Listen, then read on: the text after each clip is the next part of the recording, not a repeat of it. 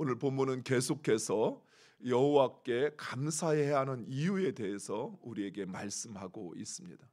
시편 118편은 처음 시작하는 1절에서도 여호와께 감사라 그의 선하심과 인자하심이 영원함이로다로 시작하고 마지막 29절에서도 동일하게 여호와께 감사라 그의 선하심과 인자하심이 영원함이로다. 이게 양끝 처음과 끝이 그 가운데를 둘러싸고 있습니다. 즉 우리가 하나님께 감사해야 하는 이유는 그의 선하심과 인자하심인데 그 선하심과 인자하심이 어떠한가 하는 것을 이 시편 118편은 우리에게 말씀하고 있는 것입니다. 어제 우리가 살펴본 것처럼 하나님은 선하시고 인자하시기 때문에 감사해야 합니다. 두 번째, 하나님은 우리의 기도에 응답하시기 때문에 감사해야 합니다. 세 번째, 그 하나님께서 우리의 편이 되어주시기에 감사해야 합니다. 이어서 시는 여호와께 감사해야 하는 이유를 말씀하고 있습니다. 네 번째, 여호와는 나의 능력과 찬송이시요 구원이시기에 감사해야 합니다. 이 말씀은 홍해 바다를 건넌 후에 모세와 미리암과 그리고 이스라엘 백성이 찬송했던 내용입니다. 출애굽한 이스라엘 백성들을 앞서 홍해 바다가 그들을 가로막고 있었습니다. 또 뒤에서는 바로의 군대가 그들을 추격하고 있었습니다. 사면 초가에 몰린 이스라엘 백성들이 할 수 있는 것이라고는 그저 원망하고 한탄하는 것뿐이었습니다. 왜 우리를 이곳에 데려왔느냐? 이곳에서 이제 우리가 죽게 되었구나 하며 그들은 원망하고 한탄했습니다. 그러나 여호와 하나님께서 그 홍해 바다에 길을 내시고 그리고 그들로 안전하게 지나가게 하실 뿐만 아니라 그들을 뒤쫓던, 그래서 그들을 두렵게 하였던 바로의 군대를 그 홍해 바다에 수장시켜 버렸던 것입니다. 이처럼 여호와 하나님은 우리의 능력이시오 구원이시오 그리고 우리의 찬송이십니다. 우리는 비록 능력이 없지만 우리 하나님은 바다를 가르시고 그리고 우리 대적을 멸하시는 능력의 하나님이십니다. 따라서 우리는 바로 그 하나님의 능력과 구원과 그리고 그 하나님을 찬양해야 하는 것입니다. 다섯 번째로 우리가 하나님께 감사해야 하는 이유는 여호와께서 나를 의롭다 인정하시기 때문입니다. 오늘 본문에 여호와의 문에 들어갈 자는 오직 의인인데 하나님께서 나로 그 문에 들어가게 하셨다라고 시인은 고백합니다. 그렇습니다. 공의롭고 거룩하신 하나님, 그 하나님 앞에 설 수 있는 사람은 오직 거룩하고 의로운 사람이어야만 합니다. 그런데 바로 그 하나님께서 우리를 의롭다 인정하시어 하나님 앞에 서게 하시는 것입니다. 그러면 정말 우리가 의로운 것일까요? 우리가 거룩한 것일까요? 그래서 하나님께서 우리가 하나님 앞에 서는 것을 인정하는 것일까요? 아니요, 그렇지 않습니다. 우리의 양심이 말하죠. 내가 의롭지 않다는 사실을. 우리의 양심이 나로 내가 거룩하지 않다는 사실을 깨닫게 합니다. 그런데 그런 우리를 하나님께서 거룩하게 하시고 의롭다 인정하시는 것입니다. 바로 우리의 믿음, 그 믿음을 통해서 우리를 의롭다 인정하시는 거예요. 아브라함이 하나님을 믿을 때에 하나님은 아브라함을 의롭다 인정하셨습니다. 그러면 아브라함이 의로워서 흠이 없어서 거룩해서 그래서 그를 의롭다 거룩하다 인정했을까요? 아니요. 바로 그 믿음, 하나님을 믿는 믿음을 보시고 하나님은 그를 의롭다 인정하신 것입니다. 우리들도 마찬가지입니다. 예수 그리스도께서 나를 위하여 죽으시고 부활하심을 믿음으로 하나님께서 우리를 의롭다 인정하시어 하나님 앞에 서게 하시고 하나님의 이름을 부르고 하나님의 예수 그리스도의 이름으로 기도하면 하나님께서 들으시고 응답하시는 확신을 우리에게 허락하시는 것입니다. 그래서 믿음도 구원도 선물이요 은혜인 것입니다. 여섯 번째, 건축자가 버린 돌이 집 모퉁이의 머릿돌로 삼으셨기 때문이다 라고 말씀합니다. 이 말씀은 신약 성경에 자주 인용되어 메시아이신 예수님, 이스라엘 백성들이 자기 백성이 그 왕이신 예수 그리스도를 거부하였지만 그러나 예수가 메시아이심을 나타내는 은유로 사용되었습니다. 그러나 시인의 시대, 곧 다윗의 시대에 건축자가 버린 돌, 이것이 상징하는 것은 바로 다윗입니다. 즉 사람들은 그가 필요 없다고 해서 그를 무시하고 또 외면하였습니다. 실제로 다윗은 그 부모에게도 형제들에게도 또 이스라엘 백성들에게도 무시당하던 그런 존재였습니다. 그러나 하나님께서 그런 다윗을 이스라엘의 보좌 위에 세우셨던 것입니다. 즉 하나님은 그런 다윗을 귀중히 그를 여기시고 그를 존귀케 하셨던 것입니다.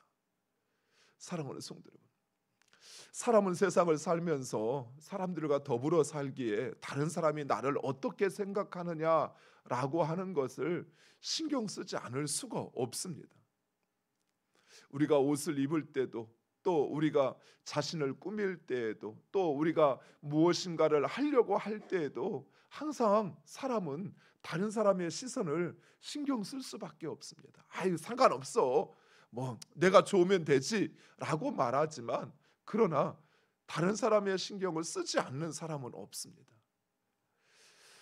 하지만 세상 사람들이 나를 어떻게 평가하고 나를 어떻게 판단하느냐, 어떻게 대우하느냐라고 하는 것보다 더 중요한 것은 하나님께서 나를 어떻게 보시는가 하는 것입니다.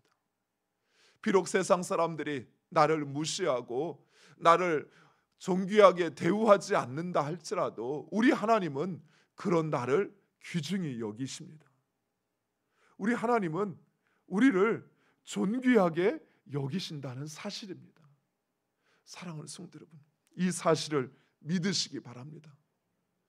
비록 세상 사람들이 내가 있는지 없는지조차 나에게 관심조차 없고 또 내가 하는 것에 대해서, 내가 수고하는 것에 대해서 정당한 대우를 하지 않는다 할지라도 우리 하나님은 그 모든 것을 아시고 우리 한 사람 한 사람을 가장 존귀하게 여기시는 거예요. 이 세상과 이 세상의 그 모든 것과 동일한 가치로 여기시고 그리고 우리를 존귀케 하시는 하나님이십니다.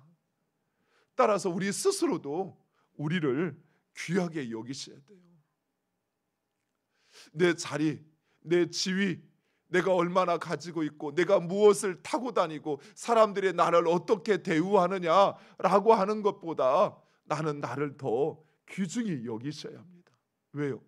이 땅을 창조하시고 주관하시는 하나님, 그 하나님께서 나 한 사람을 구원하시기 위하여 자신의 독생자를 세상에 보내실 만큼 왕이신 예수 그리스도를 왕의 자리에서 인간의 몸으로 이 땅에 보내실 만큼 그렇게 나를 사랑하시고 존귀히 여기셨습니다. 세상 사람들이 나를 어떻게 평가하느냐, 판단하느냐, 그것에 내 마음을 다 쏟지 마시고요. 그런 평가가 없어도 하나님은 나를 귀하게 여기시고 또 나를 존귀케 하심을 믿으시고 여러분의 그 길을 당당하게 가시는 여러분 되시기를 축원드립니다. 마지막 일곱째, 여호와께서 나의 하나님이 되어주시기 때문입니다. 28절에 시인은 주는 나의 하나님이시다라는 말씀을 두 번 강조하여 이야기하고 있습니다. 즉 하나님은 다윗의 하나님이 되어주셨는데 여기서 하나님이라는 말은 신이라는 말입니다. 주인이라는 말입니다. 하나님께서 다윗의 신이 되어 주시고 다윗의 주인이 되어 주셨는데, 그렇다고 해서 다윗이 자격이 있어서 능력이 있어서 그를 하나님의 사람으로 이스라엘의 왕으로 삼으신 것이 아니라 하나님이 친히 다윗의 하나님이 되어 주신 것입니다. 다윗이 하나님 앞에 나아가서 하나님, 나를 이스라엘 왕으로 세워 주세요. 또는 그 하나님이 정해놓은 커트라인을 다윗이 통과해서 그래서 하나님께서 그런 다윗을 왕으로 삼으신 것이 아니었습니다. 물론 하나님은 다윗이 이스라엘의 왕으로 사역하기 위하여 그를 훈련하시고 그리고 그를 연단하셨습니다. 그러나 그보다 먼저 하나님은 다윗을 왕으로 삼으셨어요. 하나님께서 사무엘을 이새의 집에 보내셔서 그를 왕으로 먼저 세우셨던 것입니다. 사랑하는 성도 여러분, 이처럼 하나님께서 친히 우리의 하나님이 되어주시는 것입니다. 내가 자격이 있어서가 아니에요. 또 내가 하나님을 향한 열심이 있어서 그래서 하나님께서 나의 하나님이 되어주시고 나의 삶의 주인이 되는 것이 아닙니다. 오직 그 하나님께서 나를 사랑하시어서 그래서 나를 하나님의 백성으로 또 나의 하나님이 되어주시는 것입니다. 하나님의 백성이 될 자격이나 능력이 있어서가 아니라 오직 하나님의 무한한 사랑과 은혜로 우리가 하나님의 백성이 되고 하나님이 나의 하나님이 되어주신 것입니다.